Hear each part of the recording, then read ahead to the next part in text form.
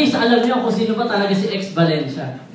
Bago po ako naging ganito, bago po ako naging ex ng Vita Plus. Opo. So para po malaman niyo, okay lang po ba? So ayan. Ang pangalan ko po talaga, Ezekiel Valencia. Ayan po. Ang tawag po sa akin dito sa Vita Plus X, ang nagpalayo po sa akin yan, ang ating pong mahal na presidente. Presidente, tama po ba ma'am? Ayan. So on team background, na-invite po ako dito 19 years old.